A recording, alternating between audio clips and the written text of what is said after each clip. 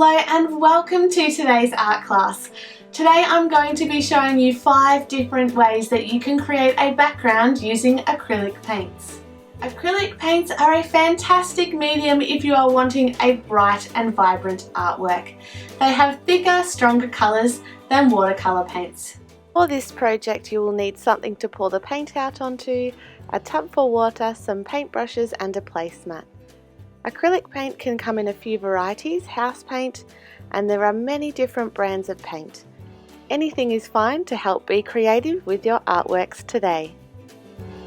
Feel free to skip this video to the background that you would like to learn more about.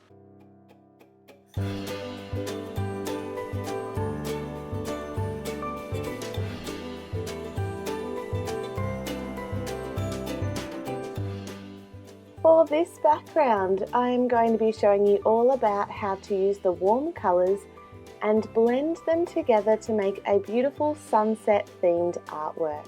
You will need some yellow paint and some red paint. Start by adding yellow with some water at one end of the page. Add red down the other end. Now we mix a little bit of red with yellow to make orange. A lighter orange goes closer to the yellow and a darker orange goes closer to the red.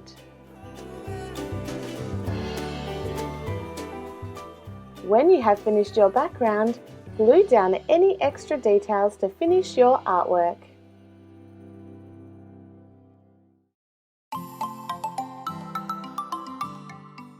For this artwork, you will need to paint small patches of each colour across your page.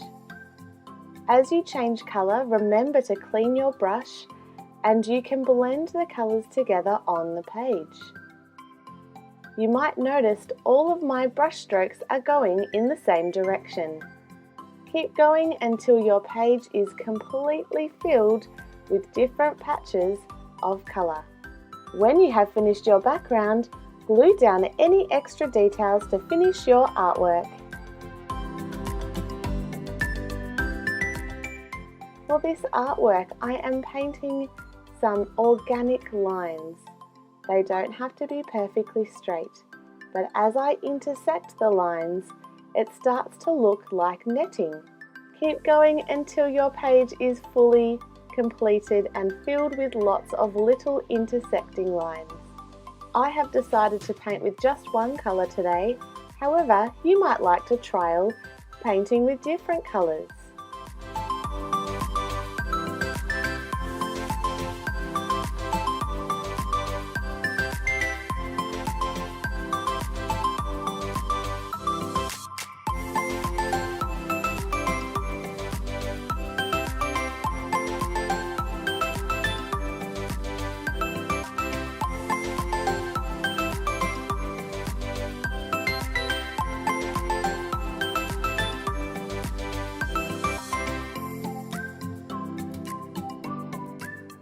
When you have finished your background, glue down any extra details to finish your artwork.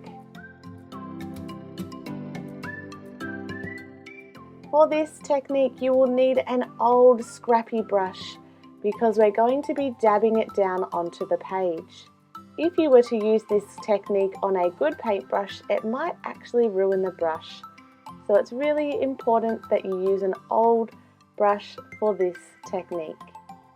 As you can see, I'm mixing a little bit of white in with the paint to add some interesting colours as I'm doing the dabbing technique. Have a go at mixing different colours when you're painting today. Keep going until your page is completely filled with dabs. When you have finished your background, glue down any extra details to finish your artwork. For this technique, you will need some paint and some items to paint with. Today I'm using some scrunched up newspaper and bubble wrap. Start to dab your items into the paint and then print them onto the page. You can start to create different and interesting textures when using some scrap items in your home. You might like to use newspaper or leftover packaging. It's a great way to recycle some of the items that we would just normally throw in the bin.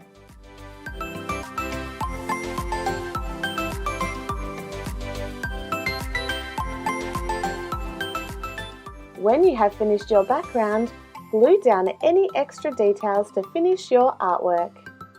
When you have finished your background, you can stick down your artwork to finish off your masterpiece.